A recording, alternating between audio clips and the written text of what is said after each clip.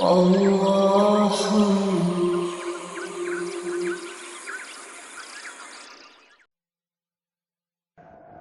بسم اللہ الرحمن الرحیم۔ عزیزان گرامی قدر، اس درس میں سورہ فاتحہ کی تیسری آیت ہمارے سامنے آتی ہے، یعنی مالک یوم الدین۔ اس سے پہلے ہمارے سامنے خدا کی صفت ربوبیت، رحمانیت اور رحیمیت آ چکی تھی، اور ان میں بنیادی نقطہ نشو و نما دینے کا تھا۔ کسی شے کے نقطہ آغاز سے اسے اس کے تکمیل تک بتدریج پہنچائے چلے جانا، اور عند ضرورت ایمرجنسی کے طور پر، فجائی طور پر، ہنگامی طور پر یہ سامان مہیا کرنا۔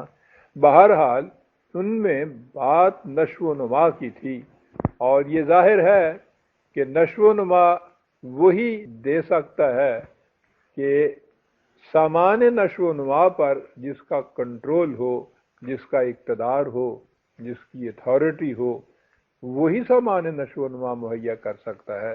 تو اس کے لیے اب اگلا لفظ ہمارے پاس آتا ہے مالک۔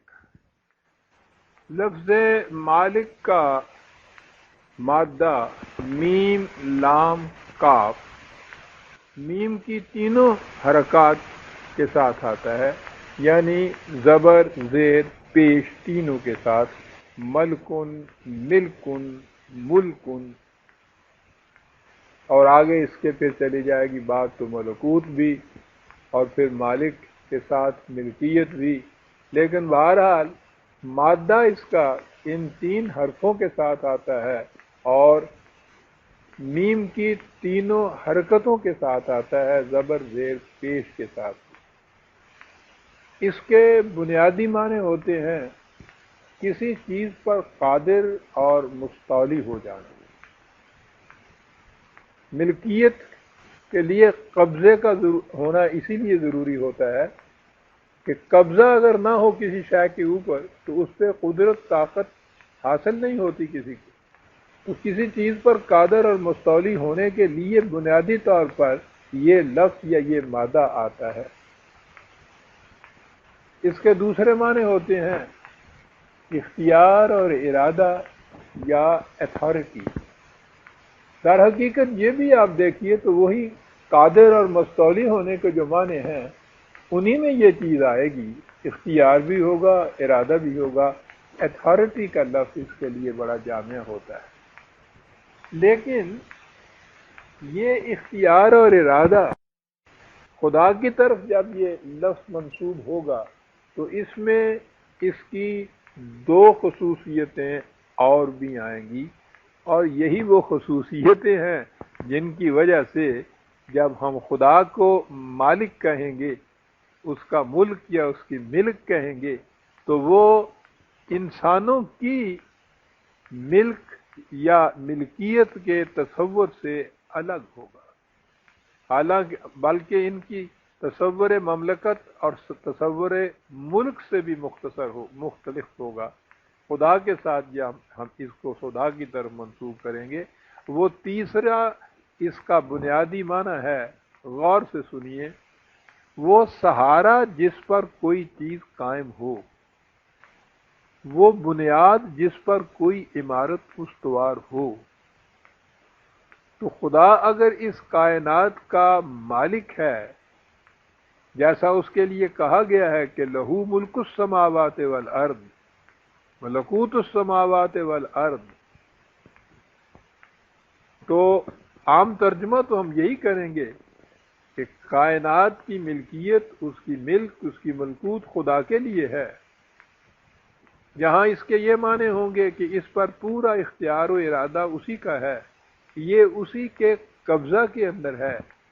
اس کے ساتھ ہی یہ معنی بھی ہوں گے کہ اس کا یہ اختیار و ارادہ، اس کی یہ اتھارٹی، وہ اس لیے ہے کہ وہ اشیاء کائنات کی زندگی اور نشو و نما کا سہارا بنتا ہے۔ اب آپ دیکھیے بات کہاں سے کہاں چلی گئی۔ مالک ہونے کے اندر اقتدار کا پہلو ہی صرف تھا، لیکن قرآن کریم میں اس لفظ کے بنیادی معنی کے اعتبار سے جب خدا کا مالک ہونا ہوگا تو وہ انسانوں کا سا اقتدار یا استبداد یا جبر کا پہلو اس میں نہیں ہوگا، بلکہ وہ اشیاء کائنات کی نشو و نما کا سہارا بنتا ہے۔ پھر اس مادہ میں ایک اور خصوصیت، یعنی وہ ذریعہ جس سے کسی دو چیزوں میں جوڑ پیدا ہو، وہ ذریعہ جس سے کوئی معاملہ درست ہو جائے اور کمال کو پہنچ جائے۔ اسی لیے عربوں کے ہاں ملاکم گارے کو کہتے تھے، آج کل اس کے لیے سیمنٹ کا لفظ بول لیجیے، یہ اس لیے کہ اس سے اینٹ اور پتھر آپس میں جڑ کر ایک دوسرے کی قوت کا سہارا بنتے ہیں اور یوں دیوار تکمیل تک پہنچ جاتی ہے۔ اس لیے اس میں معاملے کی درستگی اور اس کا تکمیل کر پہنچ جانا اور دو چیزوں کے درمیان تقویت کا موجب بن جانا۔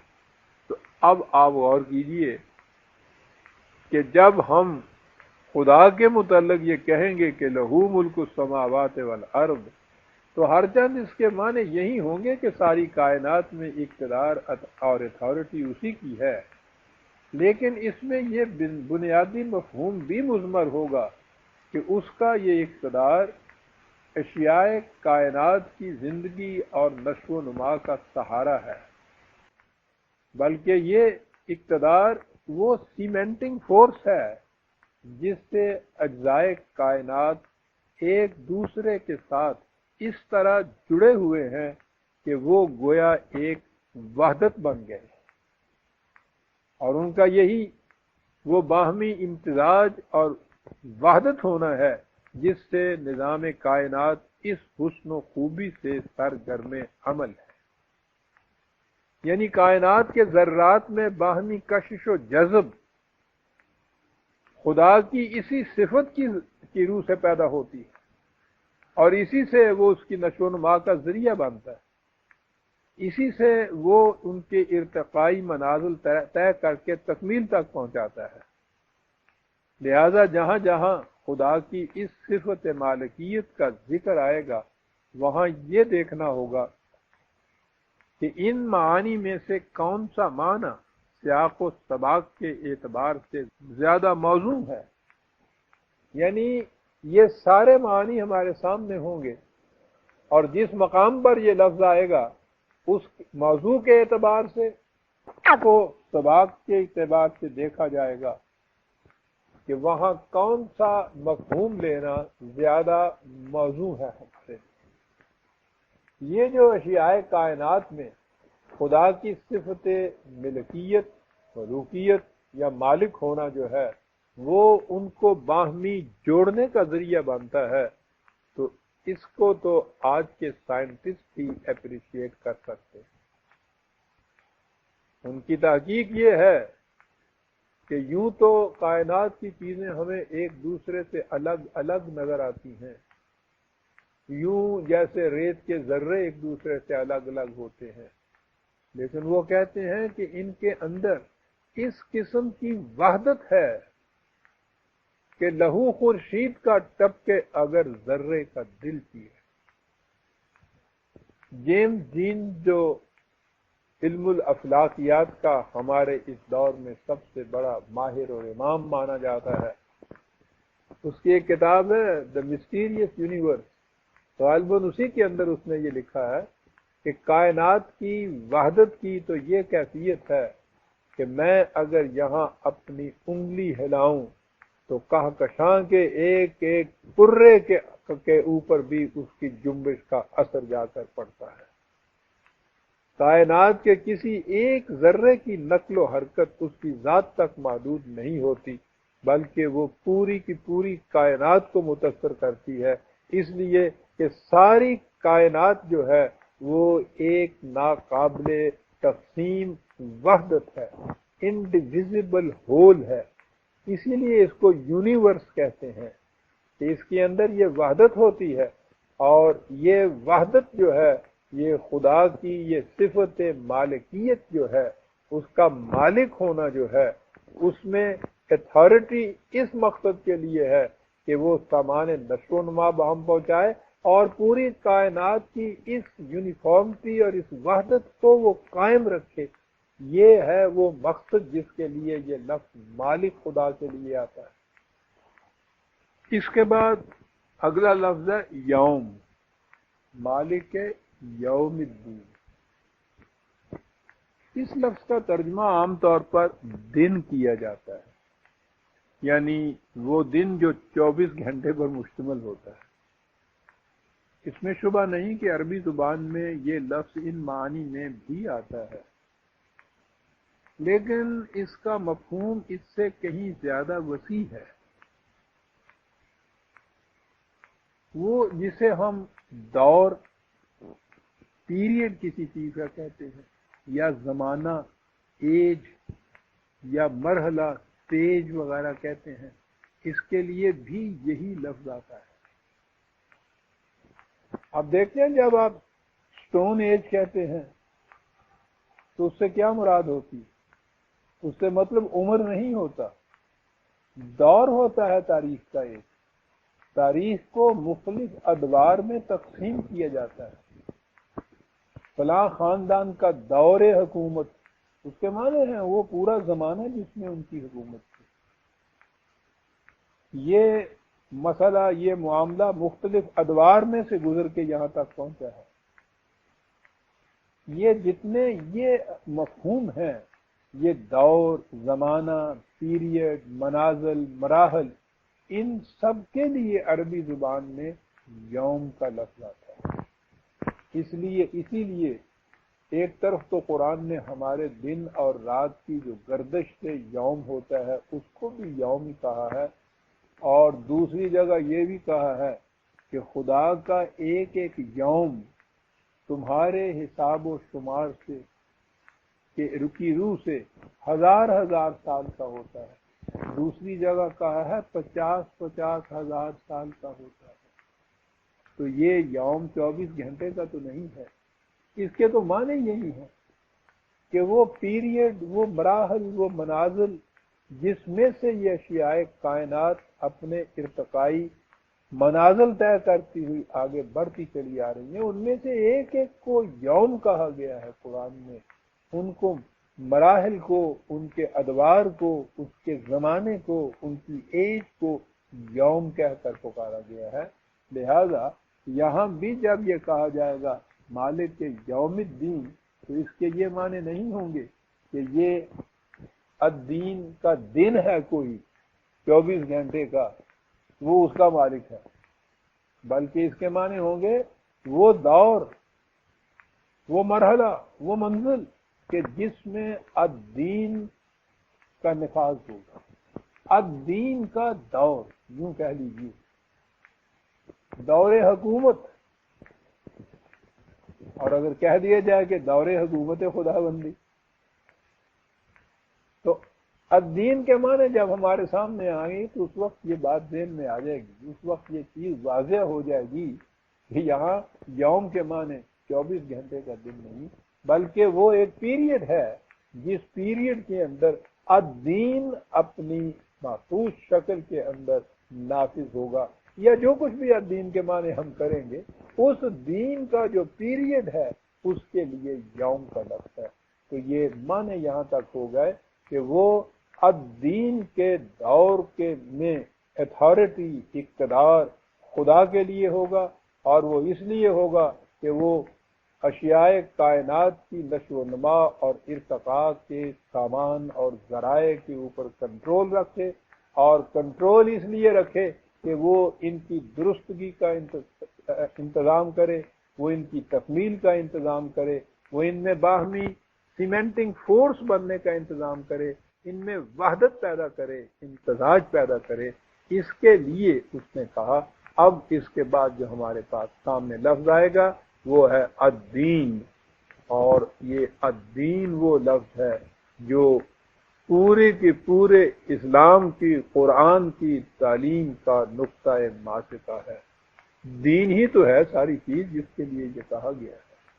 اور پھر الدین جو ہے وہ تو پھر خالص وہی دین ہے کہ جو خدا کا دیا ہوا ہے اور جس کے تابع یہ نظام کائنات چل رہا ہے، جس کے تابع انسانی زندگی کا نظام چلنا چاہیے، اس زندگی کا بھی، آنے والی زندگی کا بھی۔ لیکن آپ دیکھیے پہلے کہ الدین یا دین کے معنی کیا ہے۔ یہ مادہ بڑا وسیع المانی ہے، وسیع المانی بھی، اور بعض اوقات عربوں کے ہاں ایک مادے کے اندر متضاد معانی بھی ہوتے ہیں۔ یوں نہ کہیے کہ یہ کیسے ہوا کہ ایک ہی مادے میں متضاد معانی ہوتے ہیں، وہ میں آگے چل کے بیان کروں گا۔ اسی ایک مادے یا اس سے بنے ہوئے لفظ کی نسبت جو ہے وہ ایک طرف کی جائے تو ایک معنی ہوتے ہیں، وہی نسبت دوسری طرف کی جائے تو وہ اس سے دوسرے یا الٹ یا متضاد معنی ہوتے ہیں۔ یہ لفظ ان میں سے بھی ہے۔ سب سے پہلے یہ دیکھیے کہ اس کے معنی ہوتے ہیں غلبہ، اقتدار، حکومت، مملکت، آئین، قانون، نظم و نسق، فیصلہ، ٹھوس نتیجہ، جزا و سزا، مکافات عمل وغیرہ۔ ایک طرف تو یہ معنی، اور دوسری طرف اس کے معنی ہوتے ہیں اطاعت، فرما پذیری، محکومیت۔ یعنی جب اس کی نسبت خدا کی طرف کی جائے گی تو اس کے معنی وہ پہلے ہوں گے جو ابھی میں نے عرض کیا، غلبہ اور اقتدار، مملکت اور حکومت، آئین اور قانون۔ اور جب اس کی نسبت انسانوں کی طرف کی جائے گی تو اس کے معنی ہوں گے انہی قوانین و آئین و نظم و نسق کی فرما پذیری، اطاعت، محکومیت۔ اور جب اس کی نسبت خدا اور انسان دونوں کی طرف جامع طور پہ ہوگی تو اس کے معنی ہوں گے قوانین خداوندی کی اطاعت، جس کا نتیجہ خدا کے متعین کردہ قوانین کے مطابق ظہور میں آتا ہے۔ یعنی دین خداوندی، خدا کا ضابطہ، خدا کا قانون، خدا کا آئین، اس کا غلبہ، اس کا اقتدار، اس کی حکومت، اور انسان کا دین، اس کی اطاعت، اس کی فرما پذیری، دین خداوندی کی اطاعت، محکومیت یا فرما پذیری۔ اور جیسا میں نے کہا ہے دونوں کی طرف نسبت کے یہ معنی ہوں گے دین خداوندی کی اطاعت، اور جس کا نتیجہ خدا کے قوانین کے مطابق ظہور میں آتا ہے، کیونکہ دین کے معنی جزا اور سزا اور مکافات عمل کے بھی تو تھے۔ اس میں دونوں نسبتیں بھی آ جاتی ہیں، دونوں معنی بھی آ جاتے ہیں۔ میں نے اس مادے کے یہ جو معانی بیان کیے ہیں ان کی تائید میں قرآن کریم کی متعدد آیات پیش کی جا سکتی ہیں۔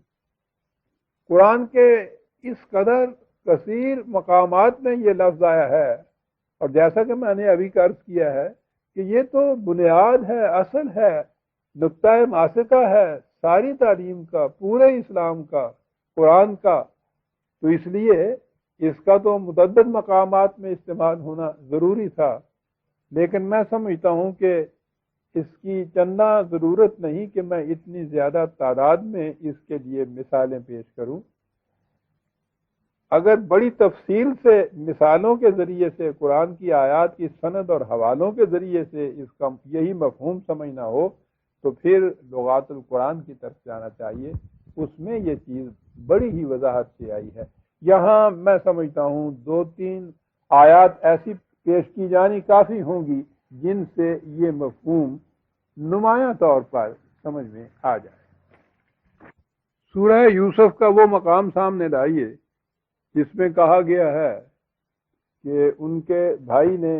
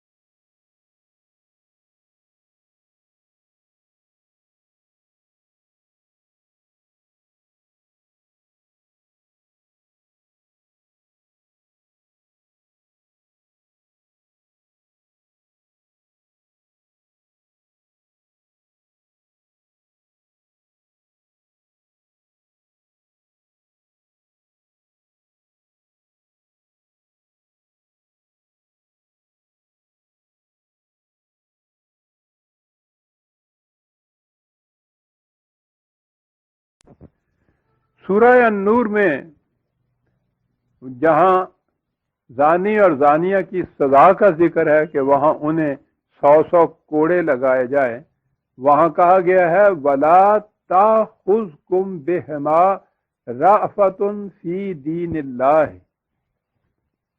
دین اللہ کے معاملے میں تم نرمی مت برتو۔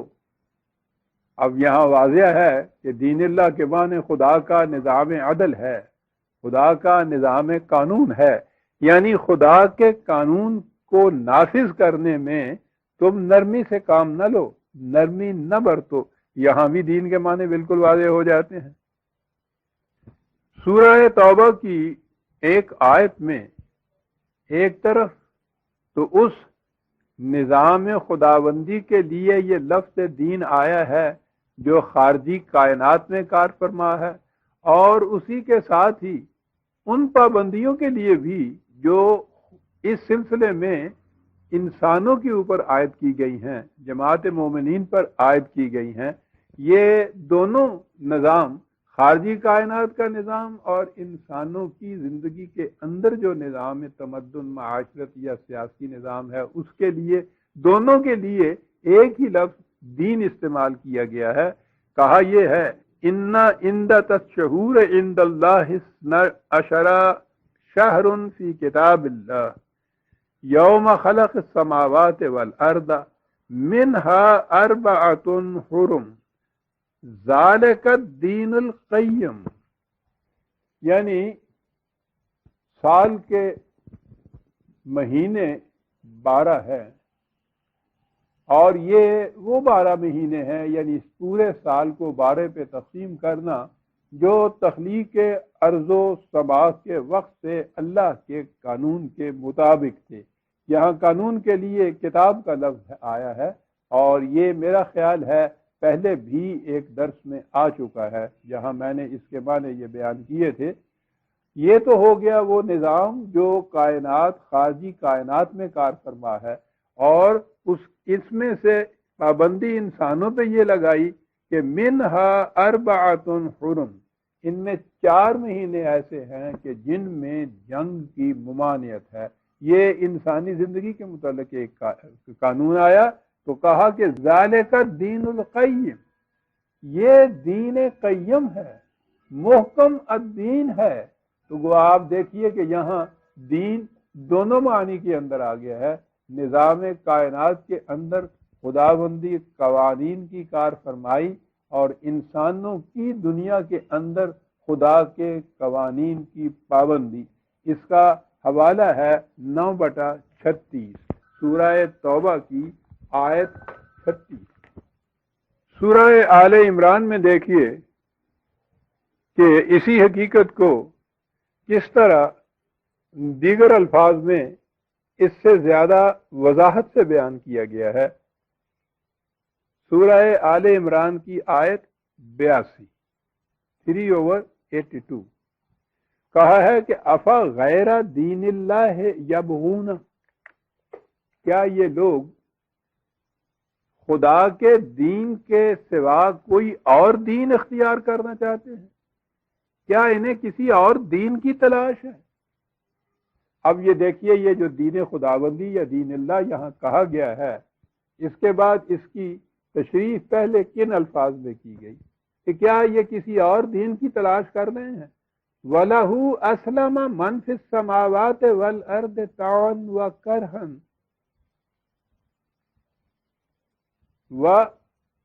وَإِلَيْهِ يُرْجَعُونَ، حالانکہ یہ دیکھتے نہیں کہ کائنات کی پستی اور بلندیوں میں جو چیز ہے طوعاً و کرہن اس کے قوانین کے سامنے سر تسلیم خم کیے ہوئے ہے۔ یہ ہے وہ دین جو پوری خارجی کائنات کو محیط ہے، یعنی وہ نظام خداوندی جس کے مطابق یہ کارگاہ کائنات سرگرم عمل ہے۔ اس سے دین کا مفہوم واضح ہو گیا، یعنی وہ نظام جو قوانین خداوندی کے مطابق قائم ہو اور اس کے سامنے سر تسلیم خم کیا جائے۔ اس کے بعد یہ کہا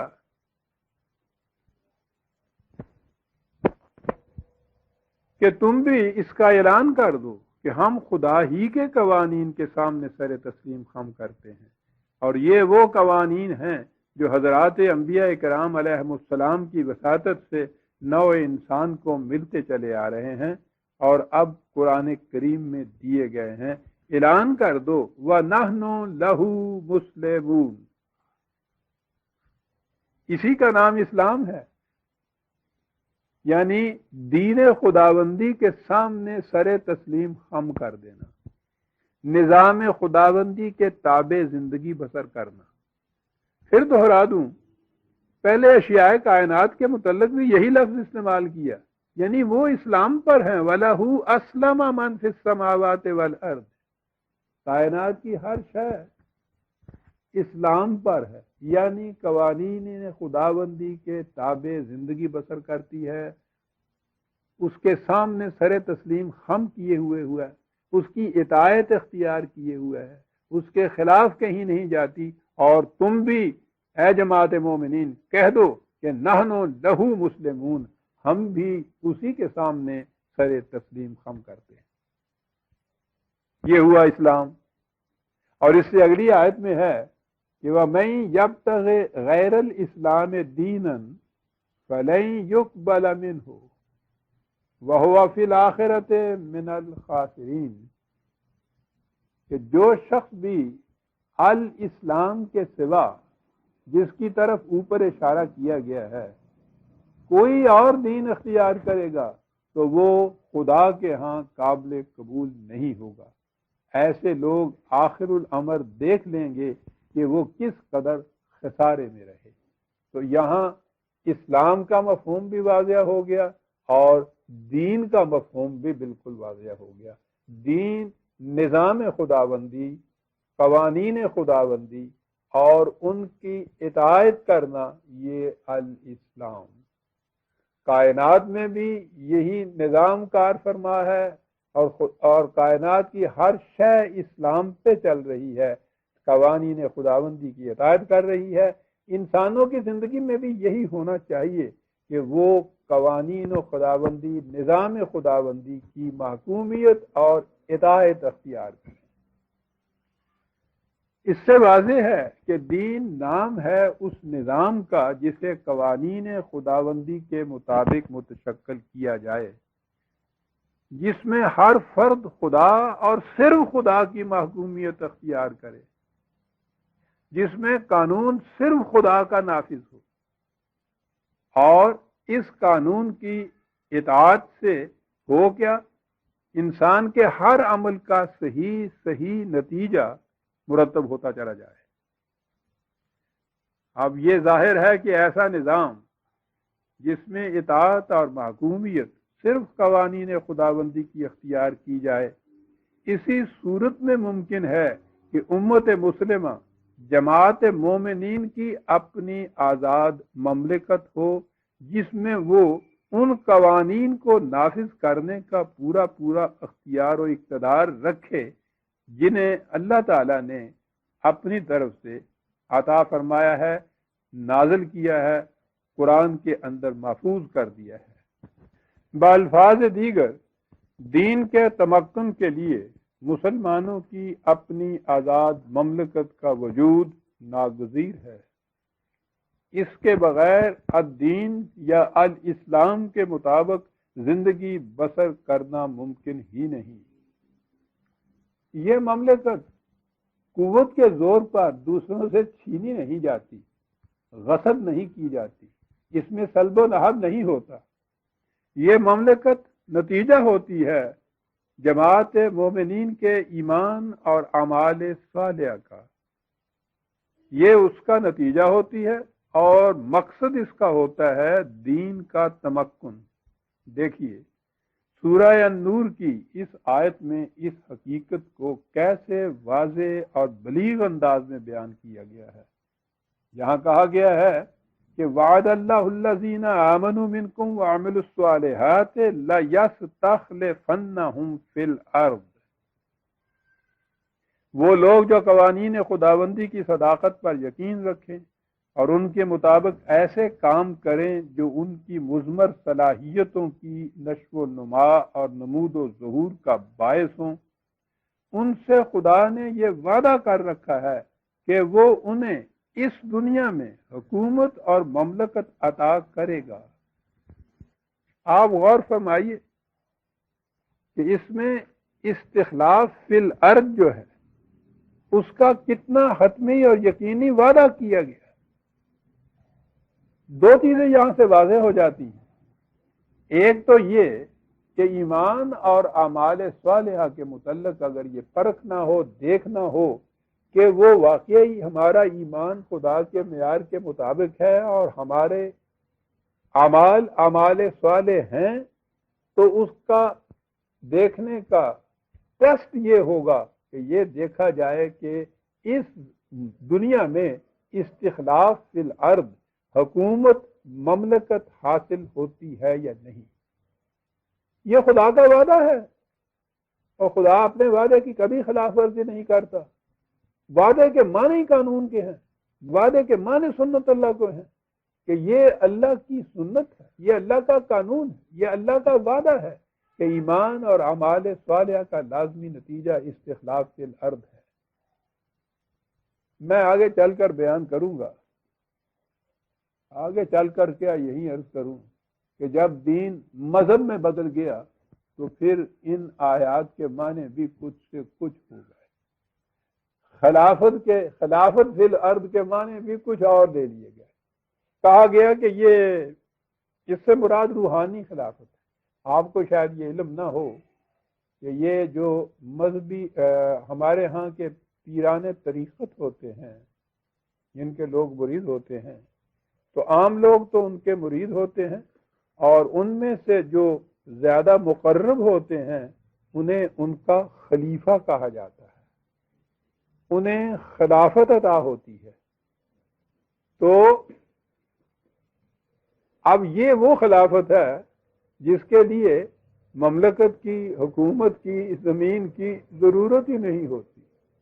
یہ روحانیت کی خلافت ہوتی ہے، اور کہا یہ جاتا ہے کہ یہ اس دنیاوی خلافت سے بہت بلند و بالا چیز ہے۔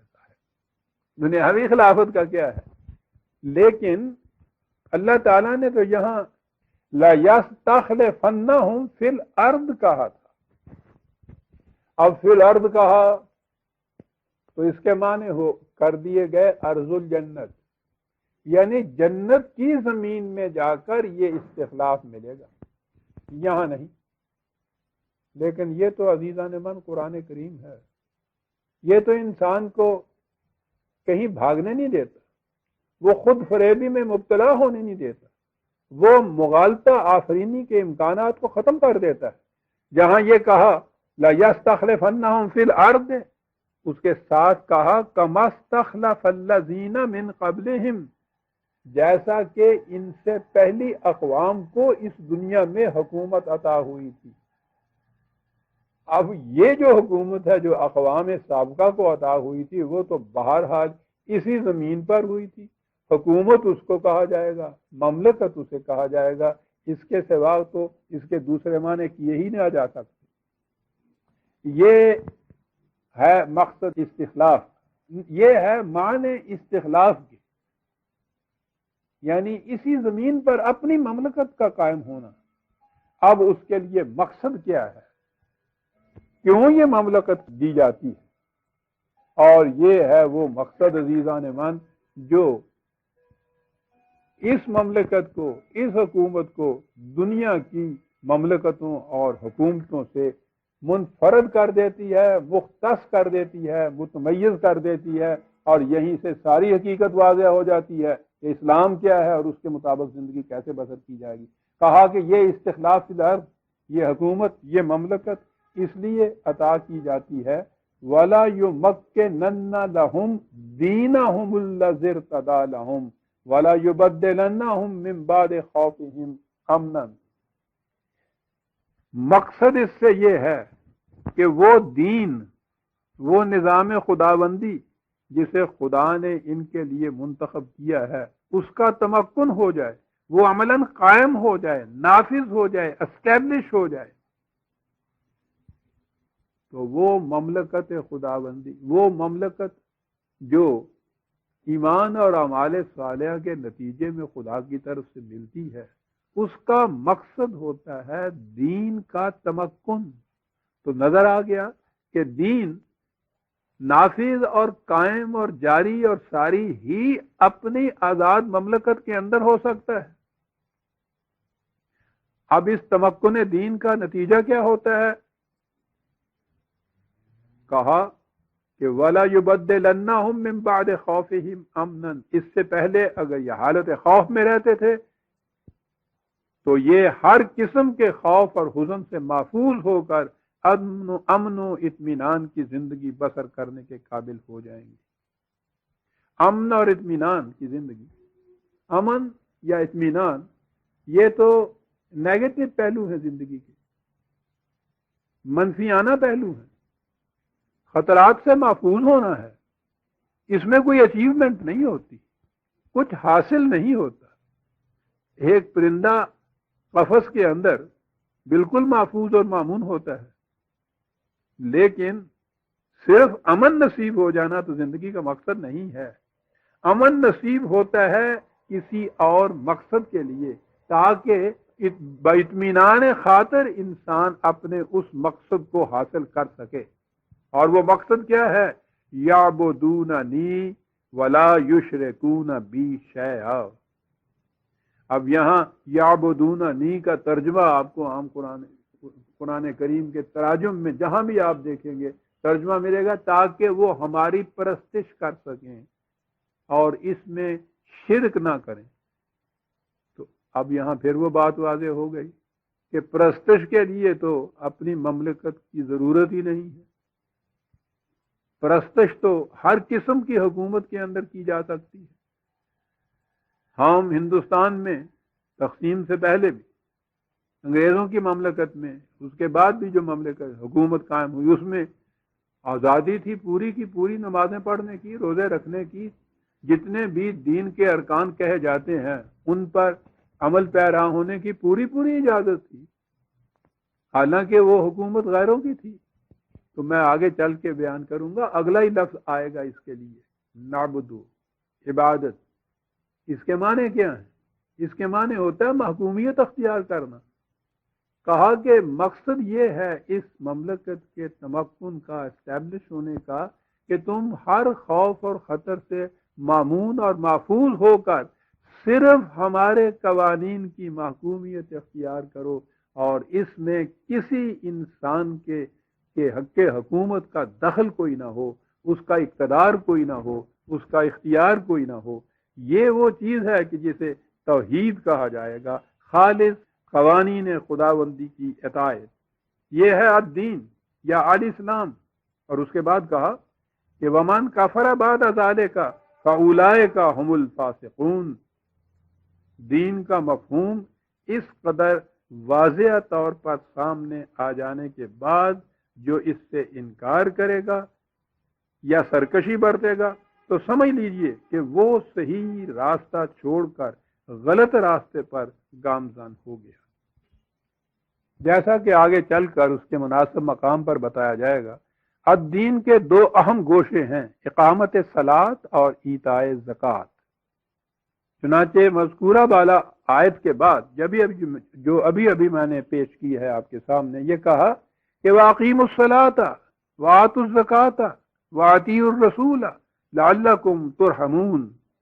یعنی استخلاف فی الارض سے مقصد یہ ہے کہ الدین کا تمکن ہو جائے، اس سے تم اس قابل ہو جاؤ گے کہ اقامت صلاۃ اور ایتاء زکوٰۃ کا فریضہ ادا کر سکو۔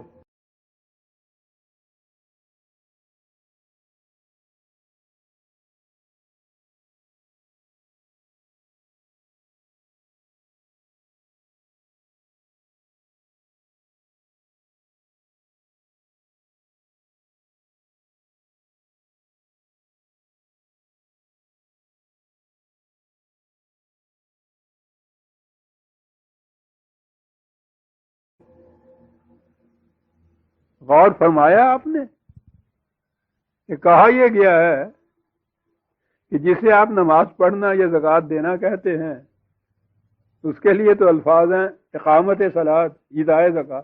کہا یہ فریضہ ادا ہو سکتا ہے اپنی آزاد مملکت کے اندر جہاں دین کا تمکن ہو، جہاں قوانین خداوندی کا تمکن نہ ہو، جہاں خدا کے قوانین، خدا کا نظام قائم نہ ہو، وہاں اقامت صلاۃ اور ایتاء زکوٰۃ ہو نہیں سکتی. دوسروں کی محکومیت میں، دوسروں کی نہیں بلکہ خود اپنی مملکت میں بھی اگر قوانین خداوندی نافذ نہیں ہیں، الدین کا نظام قائم نہیں ہے، تو وہاں بھی نہ صلاۃ قائم ہو سکتی ہے، نہ ایتاء زکوٰۃ ہو سکتی ہے. اس کا مفہوم ذرا آگے چل کر آئے گا، لیکن قرآن کریم نے سورہ الحج میں اسے اور واضح الفاظ میں بیان کر دیا.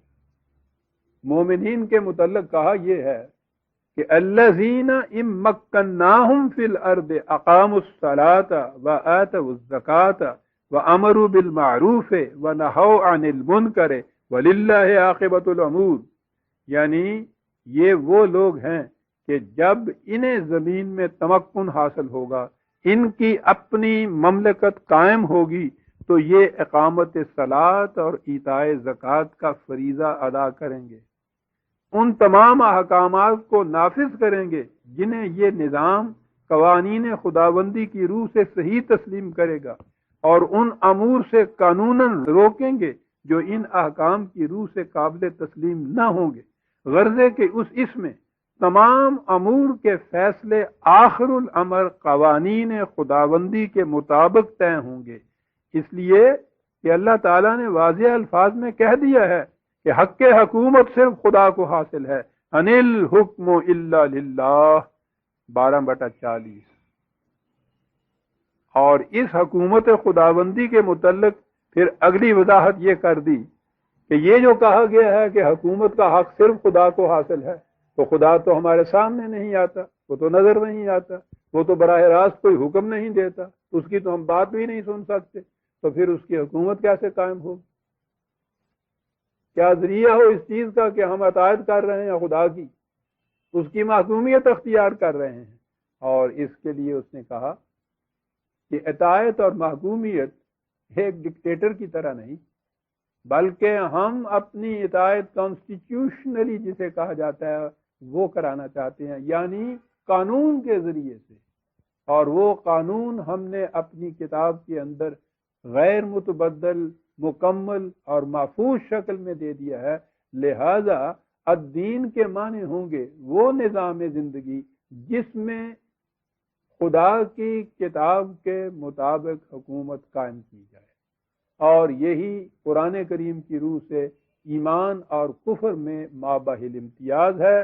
آپ غور کیجئے کہ سورہ مائدہ کی اس آیت 44 میں کیسے واضح الفاظ میں کہا گیا کہ وَمَن لَّمْ يَحْكُم بِمَا أَنزَلَ اللَّهُ فَأُولَٰئِكَ هُمُ الْكَافِرُونَ. یاد رکھو، جو لوگ کتاب خداوندی کے مطابق حکومت قائم نہیں کریں گے انہی کو کافر کہا جائے گا. خود نبی اکرم صلی اللہ علیہ وسلم سے بھی ارشاد فرمایا فَحْكُم بَيْنَهُم بِمَا أَنزَلَ اللَّهُ 5/48. اے رسول تم ان کے فیصلے کتاب اللہ کے مطابق کرو. یہ ہے عزیزان من الدین کا مفہوم، وہ نظام زندگی جس میں حق حکومت خدا کو حاصل ہو، اسی کے احکام نافذ ہوں، اسی کے قوانین جاری و ساری ہوں، اور دوسری طرف انسان ان قوانین کی اطاعت اور محکومیت اختیار کریں تاکہ ان کے نتائج خدا کے قانون مکافات عمل کے مطابق مرتب اور برآمد ہوں. یہ نقشہ، یہ نظام زندگی کا، یہ ہے جسے الدین کہا جاتا ہے، اسے دین خداوندی کہتے ہیں. اس الدین کو قائم کرنے والے اور اس کے سامنے سر تسلیم کرنے والے یہ مسلم ہیں. یہ نظام حیات اسلام کہلاتا ہے. اور یہ ہے وہ چیز جو اس آیت کے اندر آئی جو ہمارے سامنے ہے، مالک یوم الدین. اب اس کے معنی پھر سوچ لیجئے یا سن لیجئے یا سمجھ لیجئے کہ یہ یوم الدین کے اندر جو کہا کہ اقتدار خدا ہی کا ہوگا، وہ دور جس میں نظام خداوندی قائم ہوگا اس میں پورا اقتدار خدا کو حاصل ہوگا۔ سوال یہ ہے کہ یہ یوم الدین کیا ہے، اس کی خصوصیت کیا ہے، اس میں کیا ہوگا؟ عزیزان مان، قرآن کریم کے الفاظ میں سنیے اور جھوم جھوم جائیے۔ کہا کہ جس خطہ ارض میں الدین کا نظام قائم ہو، جو دور، جو زمانہ، جو پیریڈ ایسا ہو جسے آپ الدین کا نظام کہتے ہیں، سنیے قرآن کیا کہتا ہے کہ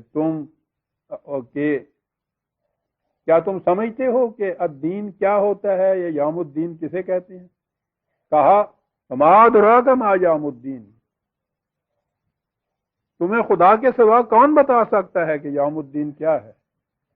ثم ما ادراک ما یوم الدین، پھر بتاؤ، پھر کہو خدا کے سوا تمہیں کون بتا سکتا ہے کہ یوم الدین کیا ہوتا ہے اور اس میں کیا ہوگا؟ سنیے عزیزان من کہ جب خدا کا نظام قائم ہو جائے گا کیا جا سکتا ہے، یعنی ارباب حکومت، خواہ اس کی شکل کچھ بھی کیوں نہ ہو اور اس کا نام کوئی بھی کیوں نہ رکھ لیا جائے، وہ دور قدیم کی بادشاہت یا آمریت ہو یا عہد حاضر کی ڈیموکریسی، ان نظاموں میں حتیٰ کہ ڈیموکریسی کے نظام میں بھی قوانین سازی کے اختیارات انسانوں کے ہاتھ میں رہتے ہیں، اور ظاہر ہے کہ ان قانون بنانے والا گروہ جو ہوگا، اگر وہ ایک فرد ہے بادشاہ کی حیثیت میں یا عامر کی حیثیت میں، یا وہ افراد کا گروہ ہے کہ جسے خواہ ایک کی بھی کیوں نہ ہو اکثریت حاصل ہے، تو یہ انسان جو قانون بھی بنائیں گے وہ دوسرے انسانوں کے اوپر ان کا اطلاق ہوگا، اور اقتدار اور اختیار ان لوگوں کے ہاتھ میں رہے گا جو قانون بنائیں گے۔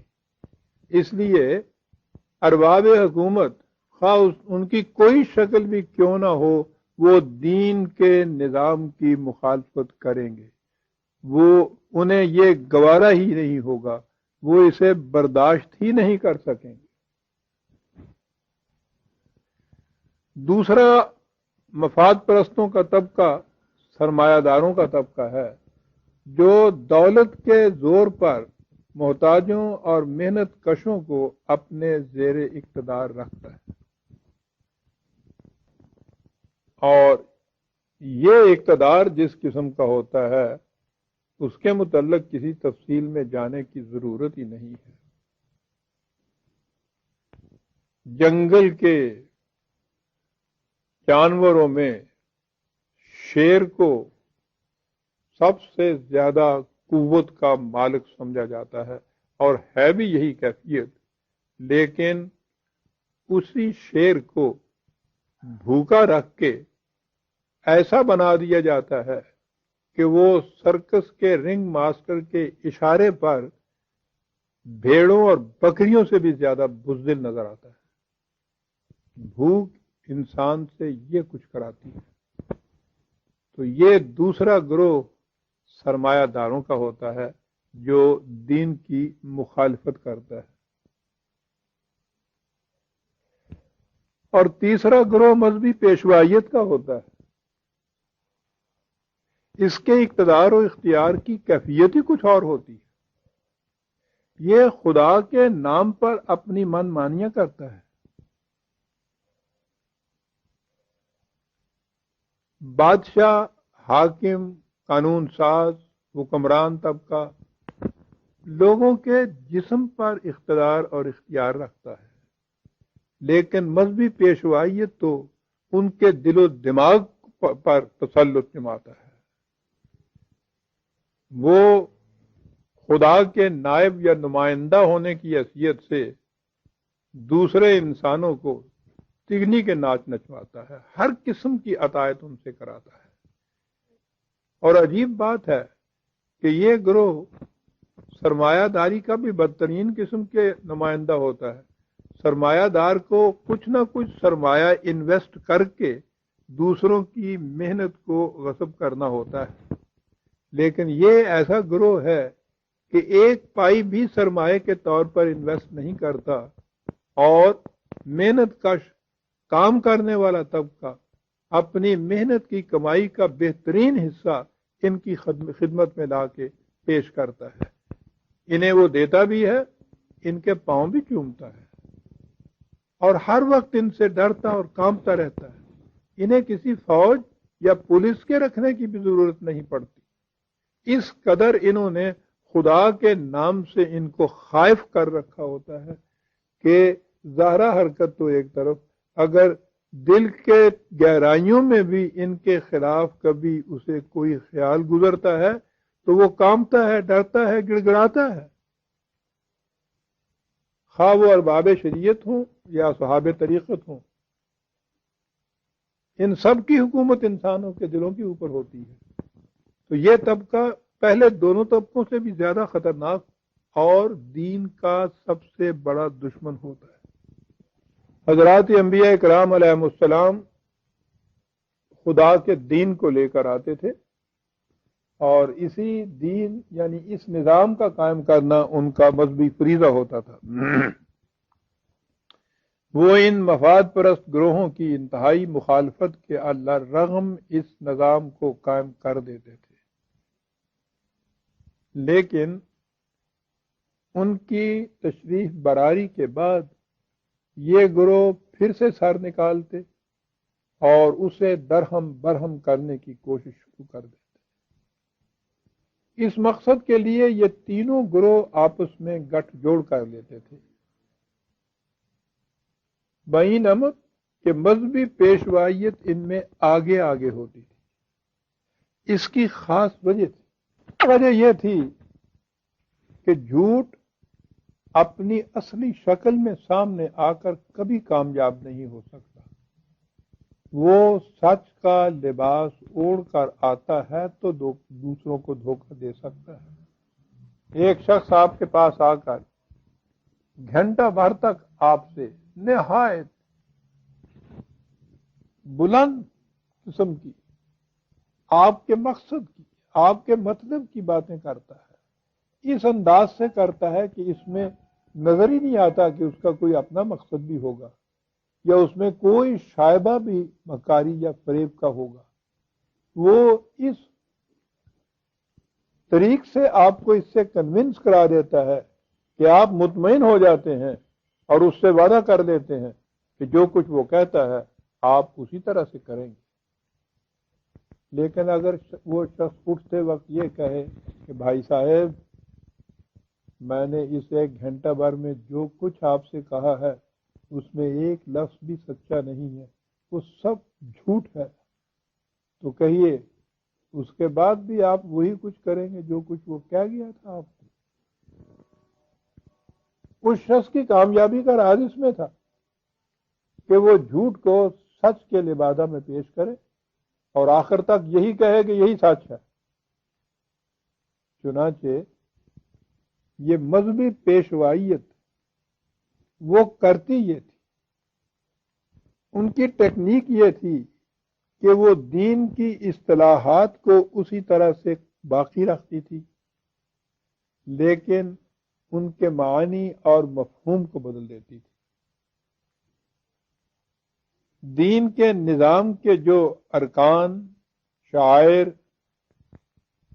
جس انداز میں وہ محسوس طور پر سامنے آتا ہے، اس کی وہ شکلیں، وہ تمام کی تمام اسی طرح سے برقرار رکھتے تھے، لیکن ان کا مقصد بدل دیتے تھے، ان کو بلکہ مقصود بذات بنا لیتے تھے۔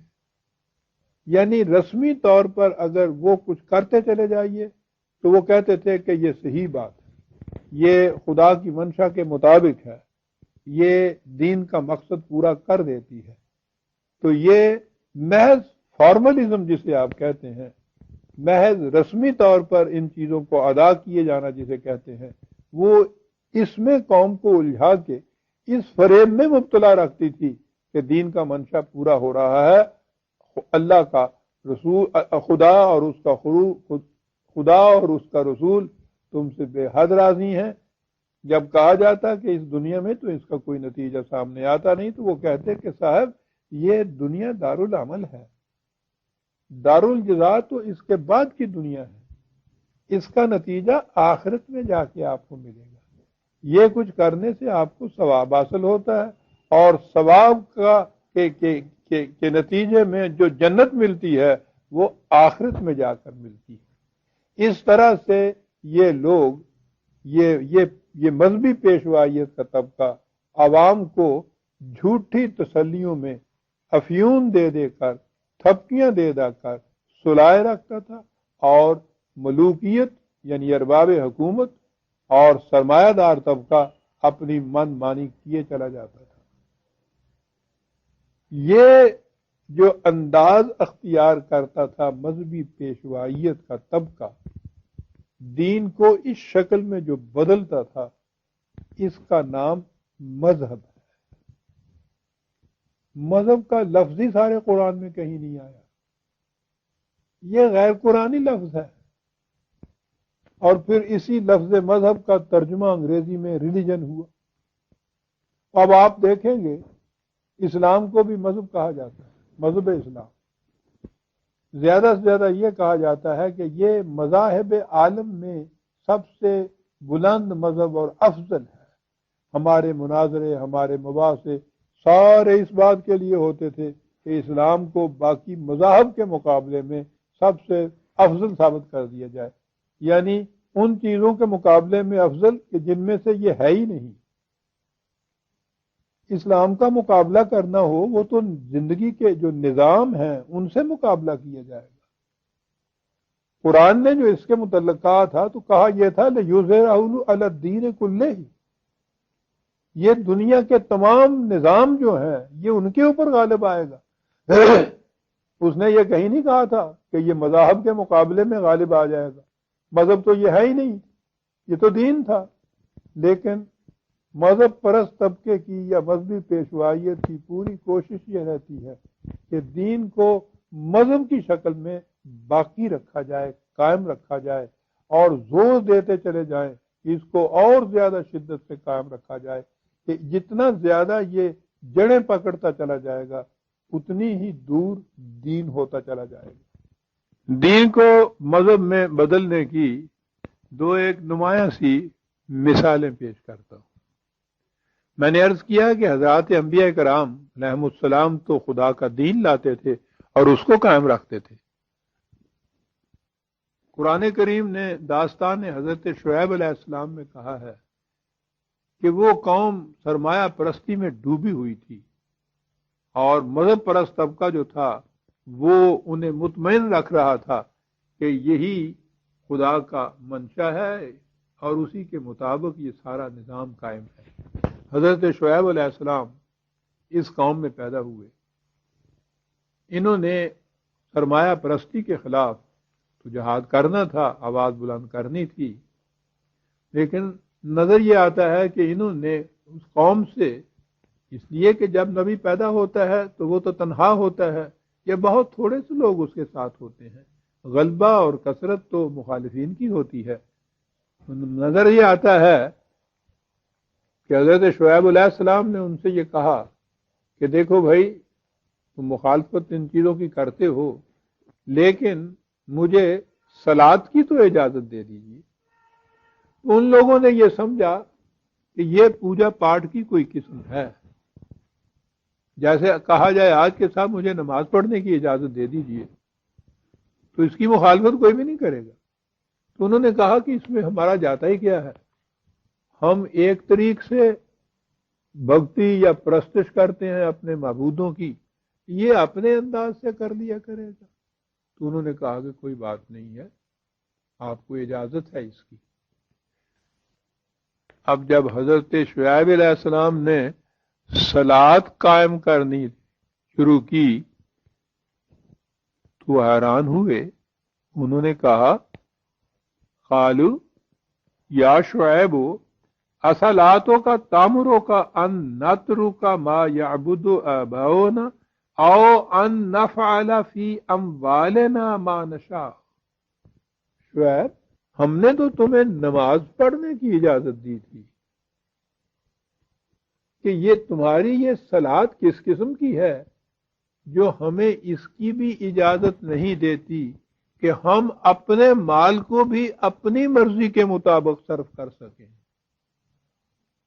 یہ عجیب قسم کی صلات ہے، یعنی صلات ہے کہ جو ہمارے معاشی نظام کے اوپر بھی غالب آنا چاہتی ہے، وہ اس کی اجازت نہیں دیتی کہ ہم اپنے مال کو بھی اپنی مرضی کے مطابق خرچ کر سکیں۔ ہم اس صلات کی تو اجازت تمہیں نہیں دے سکتے، ہم تو تمہیں ایشور کی بھکتی، پوجا، ڈنڈوت، ورشپ اس کی اجازت دے رہے تھے، صلات کی تو اجازت نہیں دیتے تھے۔ اس سے آپ نے عزیزان من سمجھ لیا کہ انبیاء کرام جو نظام یا دین قائم کرتے تھے اس میں صلات کے معنی کیا ہوتے تھے، اور وہ جو مذہب پرست طبقہ تھا وہ صلات کو کیا سمجھتا تھا۔ یہ پہلی مثال دیکھ لیجیے، اس طبقے کی طرف سے مخالفت کس قدر شدت سے ہوتی تھی، اور خدا کے نبی کو انقلاب لانے کے لیے کیا کچھ نہیں کرنا پڑتا تھا۔ یہ اپنی انتہائی شکل میں ہمارے سامنے حضرت عیسیٰ علیہ السلام کی داستان حیات میں آتا ہے۔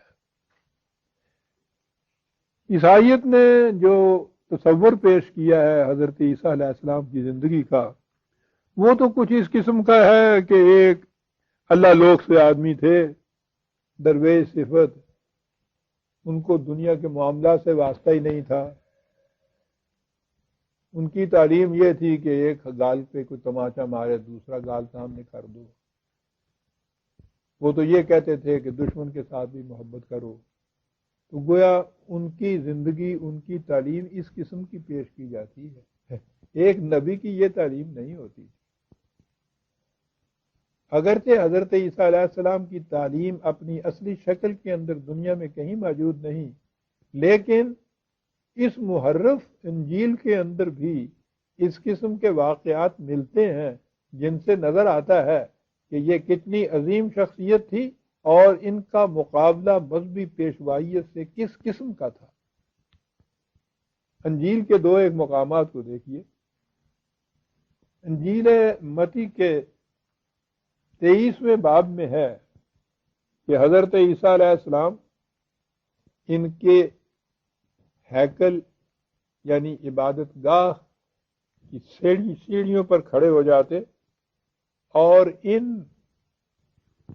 مذہبی پیشواؤں کو، جنہیں احبار و رہبان کہا جاتا ہے، ان کو مخاطب کر کے کہتے، اور قبل اس کے کہ میں یہ بتاؤں کہ وہ کیا کہتے، یہ سمجھ لیجئے کہ ان کا اقتدار اور ان کا اختیار کتنا تھا۔ یہودیوں کے یہ مذہبی پیشوا جو تھے، حکومت تھی رومنز کی، لیکن ان کے اختیارات کی یہ کیفیت تھی کہ موت تو نہیں، اس سے کم درجے کی ہر سزا یہ خود دے سکتے تھے۔ صرف سزائے موت کے لیے انہیں ان کی منظوری لینی پڑتی تھی۔ یہ تھا ان کا اقتدار۔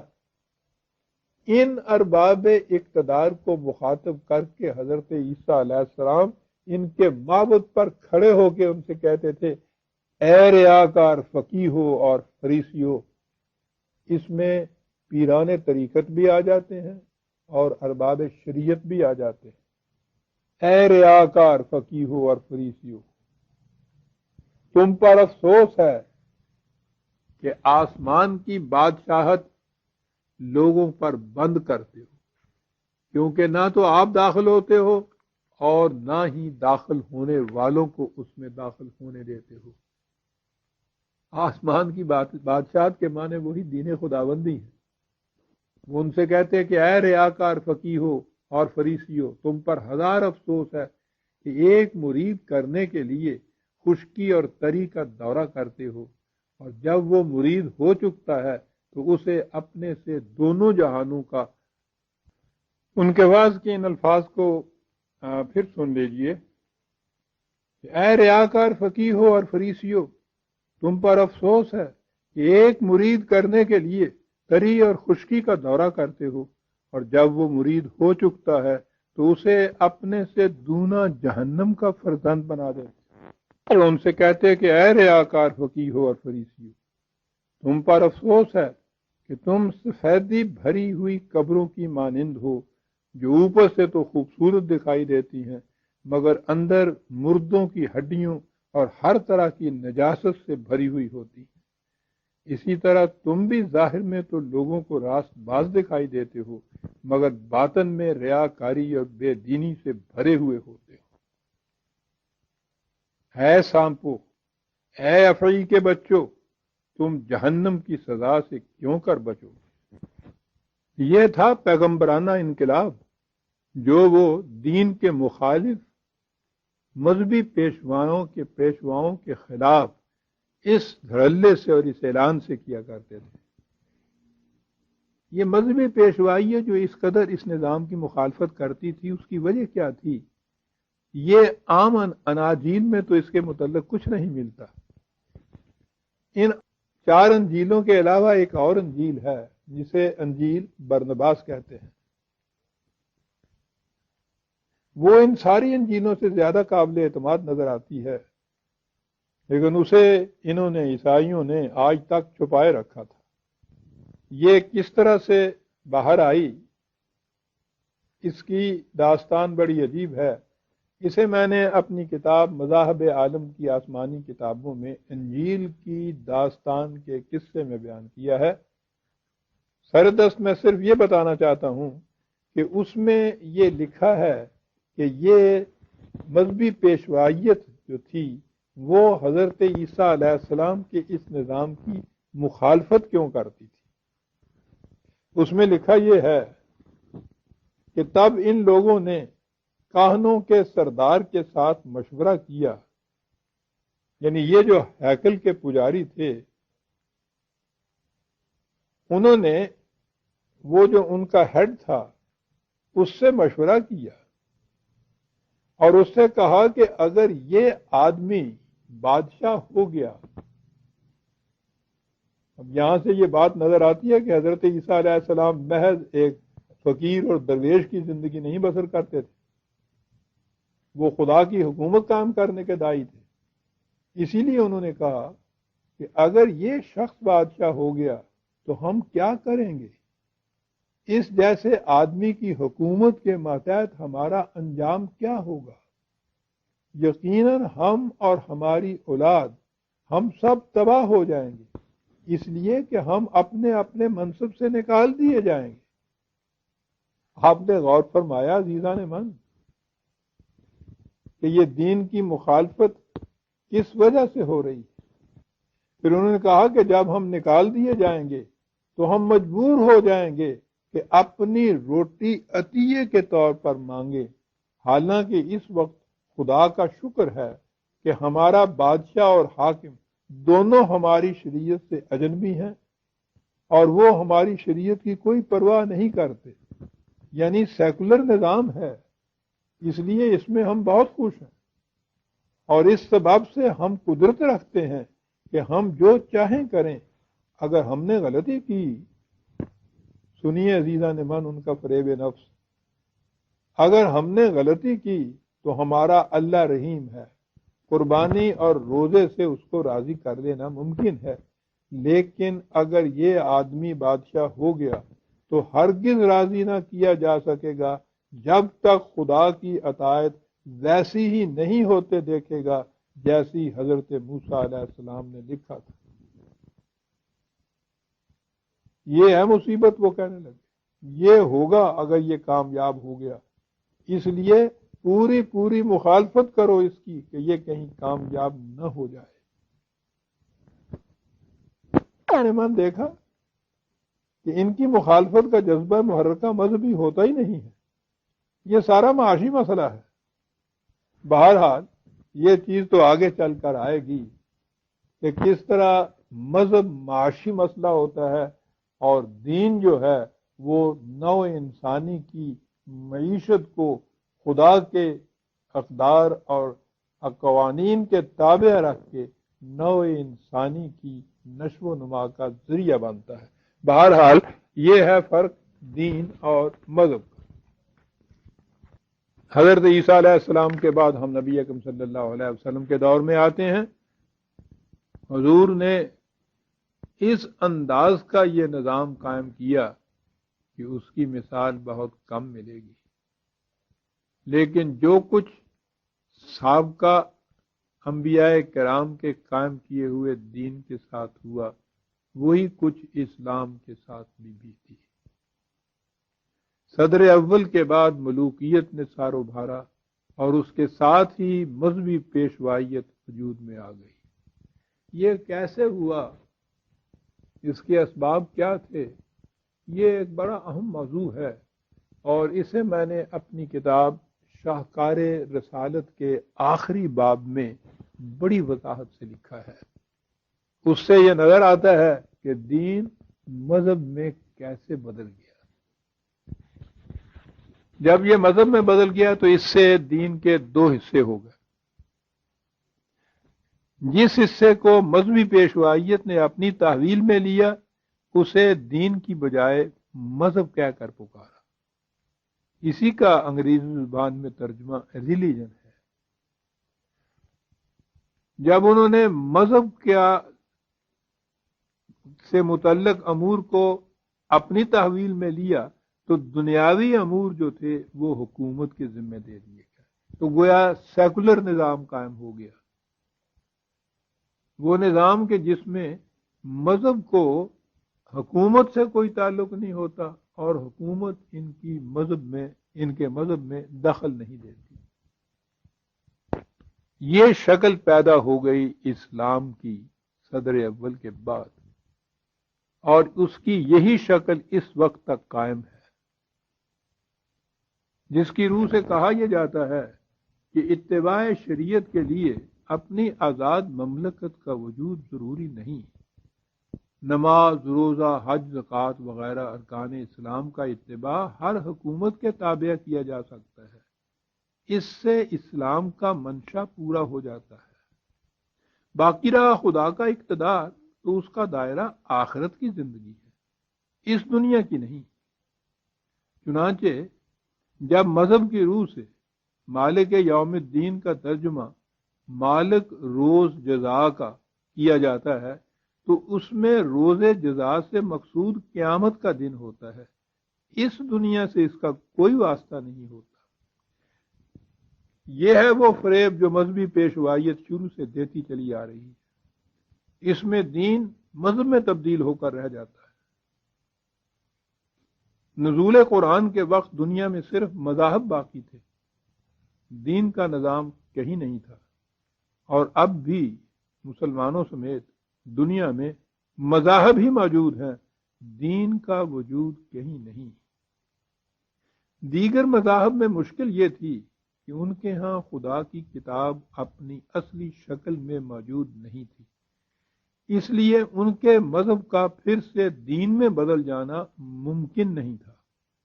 ہمارے ہاں خدا کی کتاب قرآن مجید اپنی اصلی غیر محرک شکل میں موجود ہے، لہذا مسلمانوں میں پھر سے دین کے نظام کا قیام ناممکن نہیں۔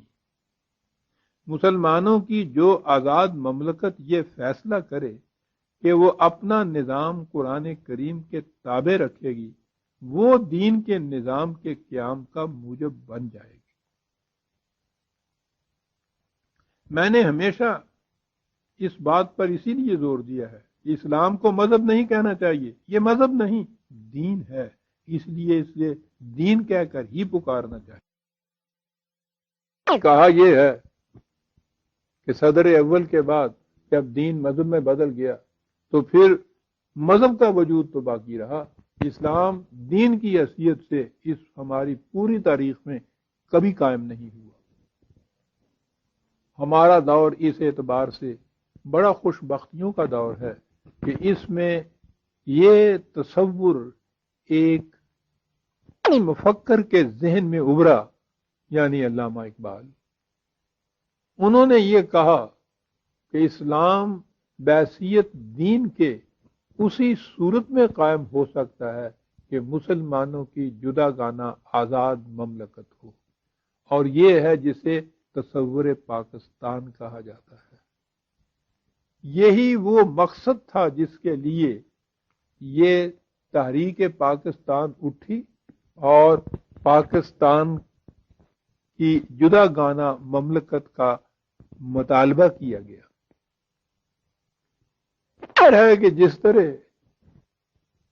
انبیاء کرام علیہ السلام کے زمانے میں دین کی دعوت کی مخالفت ان طبقات کی طرف سے ہوتی تھی، یہ جو دین کے احیاء کے لیے آواز اٹھی، اس کی مخالفت بھی ان کی طرف سے ہونی ضروری تھی۔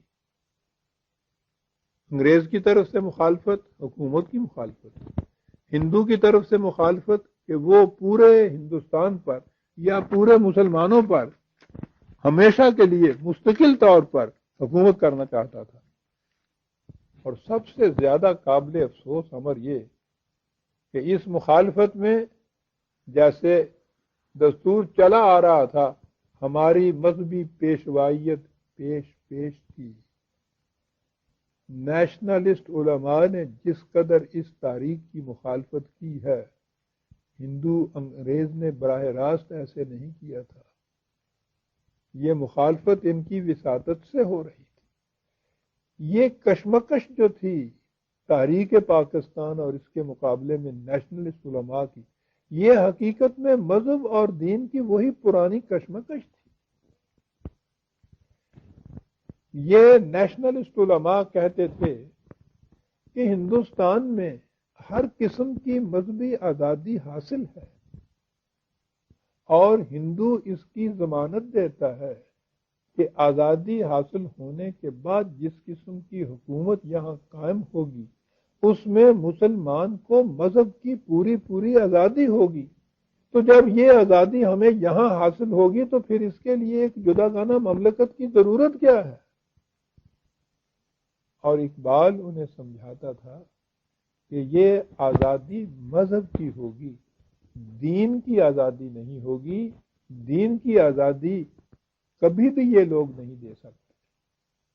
یہ تھا فرق، یہ تھی تحریک پاکستان اور مطالبہ پاکستان کی حقیقت، اور یہ تھی وہ مخالفت، اور یہ تھی اس مخالفت کی وجہ۔ اس ساری کشمکش کو علامہ اقبال نے ایک شعر میں بیان کر دیا جب کہا کہ ملا کو جو ہے ہند میں سجدے کی اجازت، نادان سمجھتا ہے کہ اسلام ہے آزاد۔ سجدے کی اجازت کا نام اسلام کی آزادی نہیں ہے۔ اسلام کی آزادی کے معنی ہے کہ حکومت صرف قوانین خداوندی کی ہو، کسی اور کا اقتدار نہ ہو، اور یہ کسی غیر کی حکومت کے تابع ممکن ہی نہیں ہے۔ اس لیے ہم جدا گانا مملکت کا مطالبہ کرتے ہیں۔ یہ تھی عزیزان من تحریک پاکستان۔ چنانچہ حضرت علامہ کے بعد قائد اعظم نے جب اس شمع کو اپنے ہاتھ میں دیا تو انہوں نے اس مقصد کو بڑے ہی جامع اور واشگاف الفاظ میں بیان کیا کہ یہ جو ہم الگ جدا گانا مملکت چاہتے ہیں، اس میں جو حکومت قائم کریں گے وہ کس قسم کی حکومت ہوگی۔ 1941 کا ذکر ہے کہ قائد اعظم حیدرآباد دکن میں گئے۔ عثمانیہ یونیورسٹی کے کچھ طالب علموں نے ان سے انٹرویو کیا۔ اس انٹرویو میں انہوں نے یہ پوچھا کہ جس اسلامی حکومت کے لیے آپ مطالبہ کر رہے ہیں، اس حکومت کا امتیازی تصور کیا ہوگا، وہ کس معنی میں دوسری حکومتوں سے متمیز ہوگی۔ سنیے عزیزان من کہ اس کا جواب انہوں نے کیا دیا تھا۔ انہوں نے کہا تھا کہ اسلامی حکومت کے تصور کا یہ امتیاز ہمیشہ پیش نظر رہنا چاہیے کہ اس میں اطاعت اور وفا کیشی کا مرج خدا کی ذات ہے، جس کی تعمیل کا عملی ذریعہ قرآن مجید کے احکام اور اصول ہیں۔ اسلام میں اصلاً نہ کسی بادشاہ کی اطاعت ہے، نہ پارلیمان کی، نہ کسی اور شخص یا ادارہ کی۔ قرآن کریم کے احکام ہی سیاست و معاشرت میں ہماری آزادی اور پابندی کے حدود متعین کرتے ہیں۔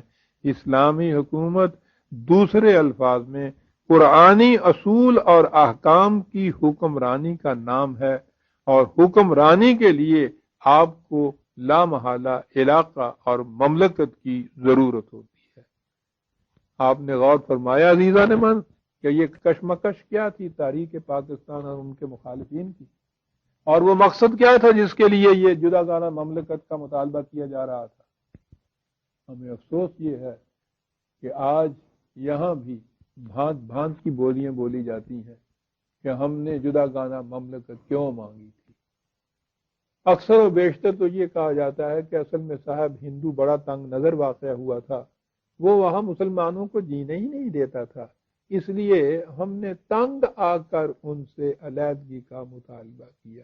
یعنی اگر ہندو کچھ کشادہ نظر ہوتا، اس کا ظرف ذرا سا بھی وسیع ہو جاتا، تو ہم کبھی الگ مملکت کا مطالبہ نہ کرتے۔ کس قدر بڑا فریب ہے۔ بعض کے کہتے ہیں کہ صاحب یہ سارا معاشی مسئلہ تھا، ہندوستان میں رہتے ہوئے مسلمانوں کو کبھی بھی کارخانے قائم کرنے کی، تجارت کو اپنے ہاتھ میں لینے کی، اس قدر دولت کمانے کے مواقع ہی حاصل نہیں ہو سکتے تھے، اس لیے انہوں نے الگ مملکت کا مطالبہ کیا کہ مسلمانوں کو یہ ذرائع حاصل ہو جائیں، یہ اپرچونٹیز مل جائیں، یہ مواقع حاصل ہو جائیں۔ تو گویا یہ مسئلہ در حقیقت معاشی مسئلہ تھا۔ تو کہنے والے تو اب یہاں تک کہنے لگ گئے کہ صاحب قائد اعظم نے جو درمیان میں وہ اسلام کا نام لائے تھے، تو یہ ایک وکیلانہ حربہ تھا، کیونکہ مسلمانوں کی قوم مذہب کے نام پہ بہت جلد نیچے اترتی ہے، ورنہ اصل مقصد جو تھا وہ یہی تھا۔ عزیزان من سوچیے تو صحیح، اصل مقصد مذہب کو دین میں تبدیل کرنا تھا۔ اور میں یہاں اس میں کے لیے معذرت خواہ ہوں کہ میں نے 10 سال تک اس تحریک کے اندر جو خدمت سر انجام دی، اور مجھے اس کی سعادت اور فخر حاصل ہے کہ میں نے قائد اعظم کی معیت میں یہ خدمت سر انجام دی، تو محض اس لیے کہ یہ میری زندگی کا مشن تھا، یہ میرا ایمان تھا کہ اسلام کا احیاء اس طریق سے ہو کہ ایک آزاد مملکت ہو اور اس کے اندر قرآن کریم کا نظام اور حکومت قائم کی جائے۔ میں نے اس لیے یہ ساری کوششیں کی تھیں۔ طلوع اسلام کے اس زمانے کے فائل آپ کے سامنے ہوں گے، 1938 میں اس کا اجرا ہوا، اور وہ قائد اعظم علیہ الرحمت کے ایما کے مطابق ہوا تھا۔ اس نے اس زمانے میں یہ کوشش کی کہ اسلامی مملکت اس کو کہا جائے گا جہاں قرآن کی حکمرانی ہو۔ اس کے بعد یہاں پاکستان میں آ کے سن 48 میں اس کا دوبارہ اجرا ہوا، اور اس زمانے سے آج تک اس کا کوئی ایشو اٹھا کے آپ دیکھیے، یہی نقطہ ماسکہ ہے جس کے گرد میرے تمام تحریریں جو ہیں وہ گھوم رہی ہیں۔ یہ ہے عزیزان من مالک یوم الدین کا مقصد، وہ نظام خداوندی، اس کا وہ دور، وہ زمانہ جس میں یہ نظام قائم ہوگا، اس میں اقتدار اور اختیار صرف خدا کو حاصل ہوگا۔ لا الہ الا اللہ کے معنی یہ ہے عزیزان من کہ کوئی الہ نہیں ہے، کوئی صاحب اقتدار نہیں ہے سوائے اللہ کے، اور یہ ایک نظری کلمہ ہے جس کا عملی مشہود اور مظہر مسلمانوں کی ایسی آزاد مملکت ہے جس میں خدا کے اقتدار و اختیار کے سوا کسی کا اقتدار اور اختیار نہ ہو۔